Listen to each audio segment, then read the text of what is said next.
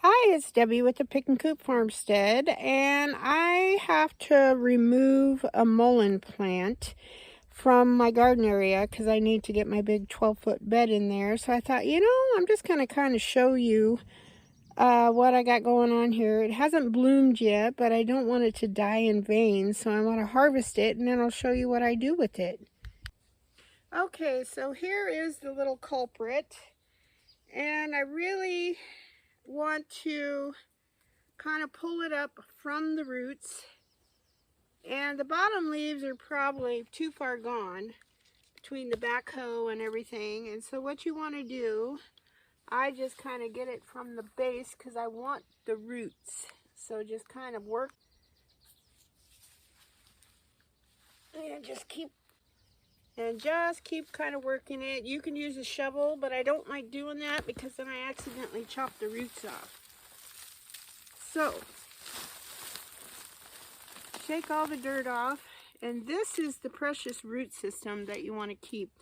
Some of these leaves on the top are salvageable. Shake it as much as possible. Then I'm going to take it up to the house and rinse it all off, kind of hang it upside down, and we'll get it drying. Alright, here we go. So I'm just going to pull this guy off, get most of the dirt.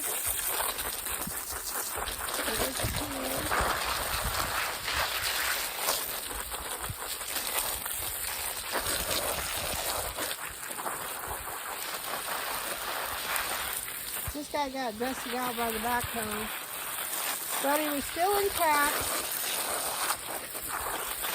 And don't ask me why he's a he. I'll flip him over.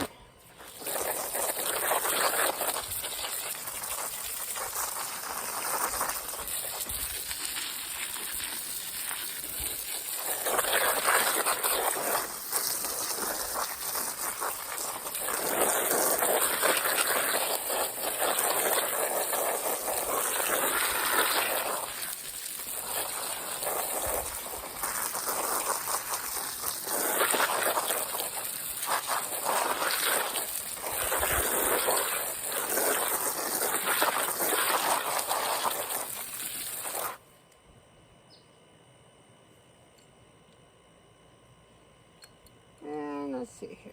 Try to get this in my other hand. There we go. I'm going to lift him up.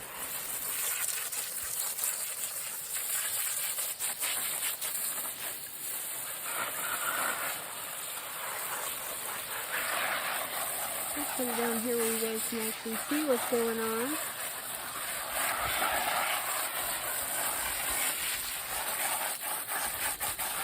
Usually when I harvest from these things, unless I'm trying to get the roots, I just cut the bottom leaves and then just let it keep growing and just continue to harvest from it. But this guy is going to have to sacrifice himself for the sake of the garden anyways. So I'm going to turn the camera up a little bit so you can see what I'm doing here. There we go. So now we want to cut off these guys because they are not usable.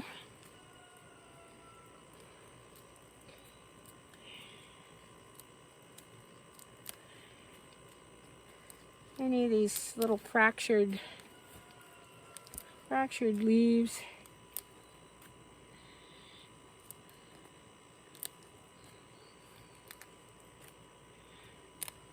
So you get the idea. Just anything that is not usable and dryable, he's gotten stepped on and mowed over and all that. But there's still quite a few good usable leaves on here. Then what I do after it kind of dries a little bit, then I take it in the house and I'll soak the leaves in a sink full of water, just to, kind of like you would clean spinach. Get all the rest of the dirt off because they have these fine little fibers that collect the dirt. So I'm going to rinse him off one more time just so we can see if we can get some more dirt off.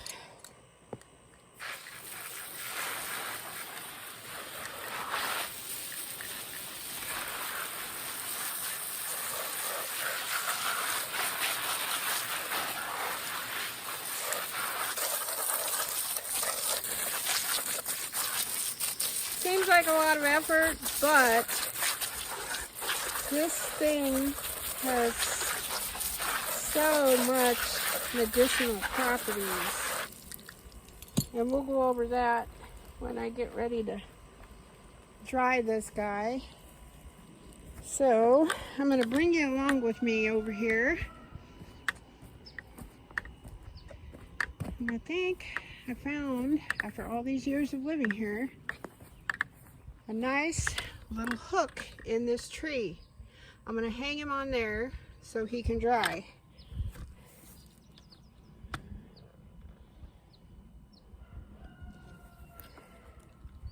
That's perfect. And just hang him right like that. That's absolutely perfect. And he can kind of drip dry. And then once he's dry, we'll come out and get him. And then what I like to do, like I said, I'll take these leaves off individually. I put them in the sink, just much like you would clean spinach, and swirl them around, give them fresh water 2 or 3 times until you really don't have any dirt coming off. And then I'll just take them off, or excuse me, take them out, kind of pat them with a towel a little bit, and then I kind of hang them in bunches from that string across my window. I got to put that back up because I have all the plants out now. The roots are a different matter. You chop those off and I dehydrate those. And you can, it's probably easier to actually chop them in little bits before you dehydrate them because they get quite hard.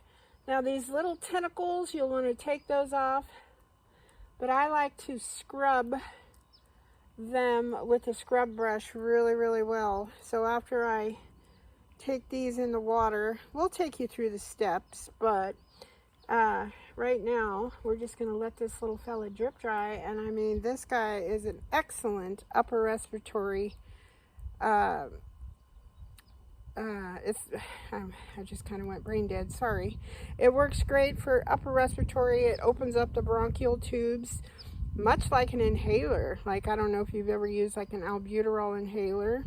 Then when everything's dry, I make a tincture out of it, which I have plenty right now, but once this is dry, I think I might make another one. I'll show you how I do that. And all it is dried herbs, which is a herb, a wild herb, and mix it with, crush it up, mix it with vodka, 2/3 of your dried plant, and then I do it in a mason jar, fill it up the rest of the way with vodka. You can just use cheap vodka, 80 proof. It needs to be at least 80 proof.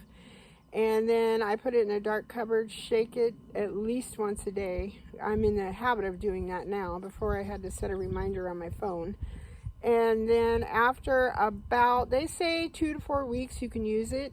I let mine go 8 weeks. And it tastes god awful, but I'm telling you what, I take a little tiny, it's a regular shot glass. So probably about 1/3 of a shot glass full orally. Make sure you have water. You can put it in teas and juice and different things, but I just like to take it down. And within 4 minutes, I timed it, it opens up your bronchial tubes. And this year I had allergies really bad. Seasonal allergies. We have all these cedar trees all around our house, which I am very thankful for. But they emit a lot of pollen, and my eyes are itching, my nose is itching, I was sneezing, and even my chest was a little wheezy. And I thought, you know what? Hello, you've got the Mullein tincture, have some of that. And I'm not kidding you. Even the eye itchiness went away. So it works a lot like the pharmaceutical over-the-counter drug. It's called Mucinex. And so it works on all your mucous membranes, and it helps dry all that up. So without putting all those nasty antihistamines in your system, you've got the Mullein. So that one thing you want to be careful of though, when you are harvesting this, I happen to live in an area where it grows wild like crazy. And the more you disturb the dirt, the more it grows. And it gets a big, beautiful stalk. It's so probably about the size of a 50-cent piece out of the middle with little yellow flowers. And you can make your tinctures with that. You can save seeds from that. This guy, however, I didn't let to get him to get to that stage because he had to come out. But, and it just keeps coming back every year, every year. It's wonderful stuff. But the thing I was going to say, do not harvest any kind of wild plant unless you are absolutely sure you know what it is. And do not do it along roadways because you get all the carbon monoxide. You don't know if the county has come by and sprayed anything on there, like a weed killer, any of that kind of stuff. So do not do that. You want to go out in an open field that you know that has not sprayed with any kind of herbicides, any of that business, because you don't want to ingest that. But luckily here we know it's on our property. So if you know someone that has property that has mullein on it, you know, just ask them. They don't care. Most people don't care because it's invasive. It just keeps growing back. And so just ask them. So I am going to go ahead and let this drip dry. Once it's dry, depends on how hot it gets today. I want to peel these off and I'll put them in the sink and kind of show you what I'm talking about as far as the rest of the procedure goes. Okay, so I let everything drip dry out on my little tree. And I'm swishing these guys around. I have some kitchen scissors.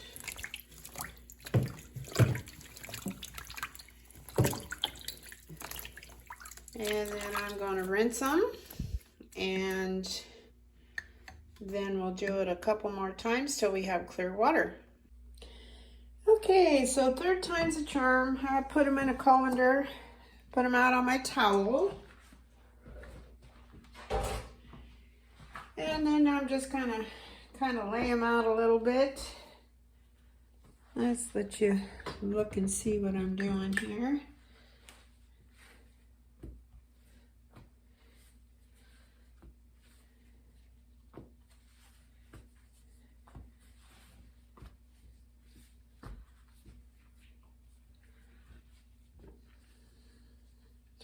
It is a little bit of work to get to the end result, but I tell you what, this stuff is worth its weight in gold, especially if you get an upper respiratory. And now that I know you can even use it for allergies, it's pretty potent stuff, and it doesn't take a whole lot. And I had a really bad upper respiratory infection along with the mister one year. And I forgot I had this stuff that I made. I've been making all these potions, if you will. And I thought, gosh, why don't we try it? So, and here's the little rosette in the middle. It's kind of cute, but I use everything. So I'm going to let that kind of dry also. Anyways, so I said, I'll take it first. So I did. And I'm not kidding you. We timed it in 4 minutes. I could breathe again. You're just going to blot this with your towel.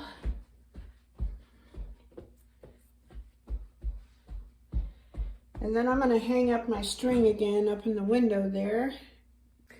Okay, I got my string put back up. I don't know if you can see it. It's right along here. And this time I'm going to, since they were so wet, I'm just going to use the wooden clothes pins. Let's see if you can still see without me being in the way here. We'll kind of move you. This part's pretty self-explanatory, but I'm just going to hang these right up here. And now that they're towel dried, they're not dripping, we're going to go all the way across.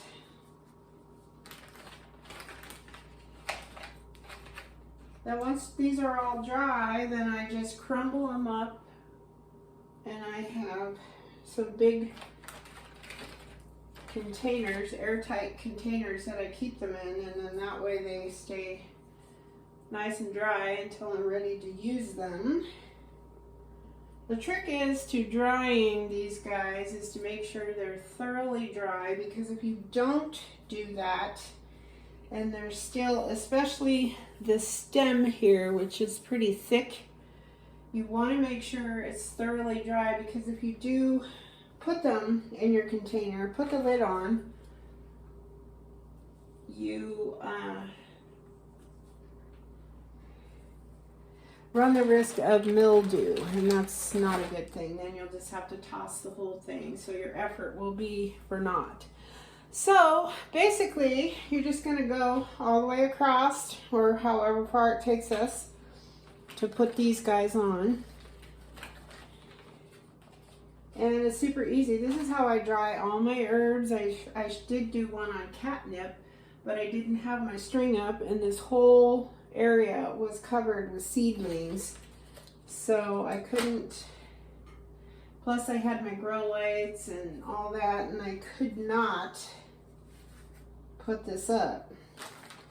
And this is actually the best window, because there's a huge picture window and there's another regular window on the other side, and it still looks like there could be a little dirt in there. I don't know, it's not brushing off. So anyways, this is how you do that, and then I will show you the roots. Alright, so I have the roots. I went ahead and I trimmed off all the little teeny roots. They're just the little hairline roots. Then I just take my brush and I scrub these guys really good.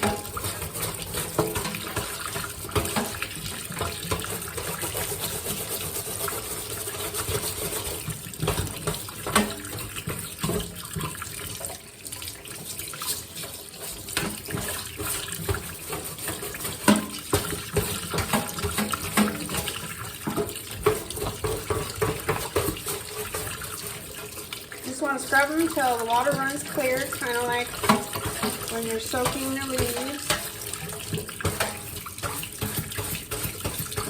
We live up in that big, up in that red clay dirt. Okay, so got that ready. Okay, so I have one of my dehydrator trays. I've got my clean root. I got some bandage scissors at a yard sale. I love these things. They work way better than kitchen scissors. Then I'm going to go ahead and cut the little guys into little bits. Just a little.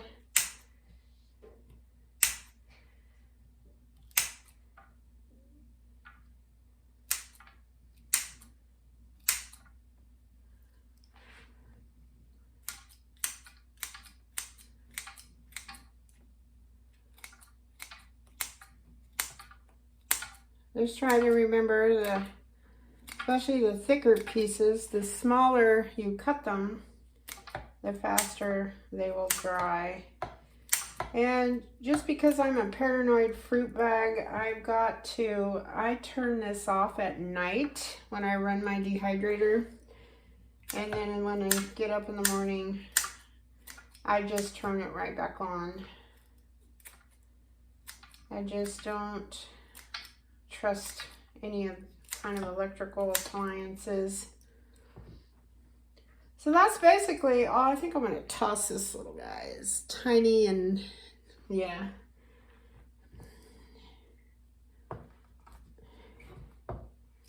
And then you just dry them until they're hard as a rock.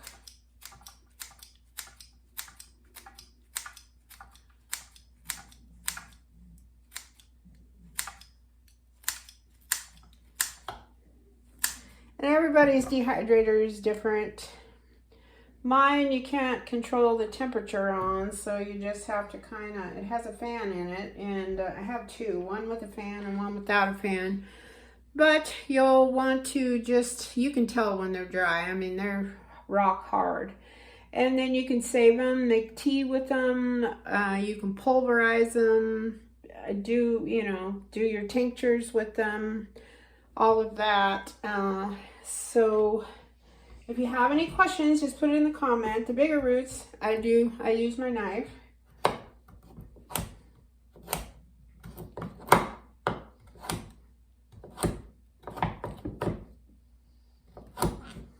And then same scenario, you just put it on your dehydrator and dehydrate them. So if you have any questions, just put them in the comments. There are a lot more medicinal value to mullein. So you can look that up on Pinterest. Is a great resource. That's where I've learned almost all of my herbal remedies and that type of thing. So I hope you have a great day and the sun is shining where you are. I do want to give you a quick peek though up here. This is what my mullein leaves look like. I just go to the Dollar Tree and buy those cheapy bags of clothespins. So I have a lot. I do crafts and different things, and I use them in my shows to help display things. So they're super cheap. You can't go wrong. They're just wood, so they're harmless. So again, if you have any questions, just drop it in the comments. And again, I hope you have a great day. I'll talk to you later. Bye-bye.